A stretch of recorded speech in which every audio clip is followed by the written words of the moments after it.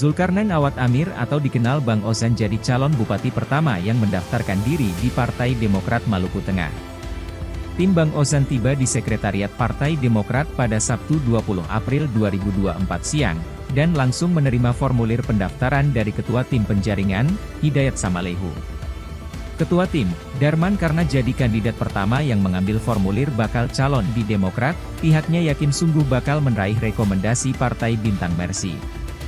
Dia juga menegaskan, Bang Ozan percaya bahwa jika mendapat kepercayaan partai pengusung, Bang Ozan akan meraih simpati masyarakat Maluku Tengah di Pilkada November nanti.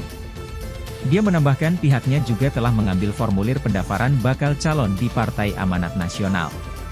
Bang Ozan mewakili Bang Unja untuk mengambil formulir ini, berharap bahwa ke depan dengan hadirnya Bang Ozan sebagai Bupati Maluku Tengah, masyarakat Maluku Tengah dari sisi peningkatan ekonomi di Maluku Tengah mengalami peningkatan yang baik, dan yang kedua bahwa dari sisi peningkatan jumlah tenaga kerja, itu yang paling penting yang menjadi isu paling sentral di Maluku Tengah, karena kita sadari bahwa untuk di Maluku Tengah banyak sekali mengalami pengangguran yang begitu banyak. Oleh itu salah satu visi misi dari Bang Ozan untuk bagaimana meningkatkan atau bagaimana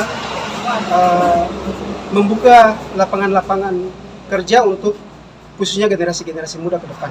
Kasih tahu ya, itu apa itu ada ya, ya, format lain ya, ya.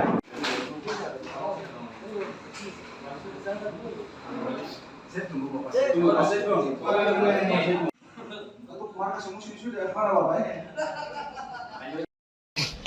Download Tribun X sekarang, menghadirkan lokal menjadi Indonesia.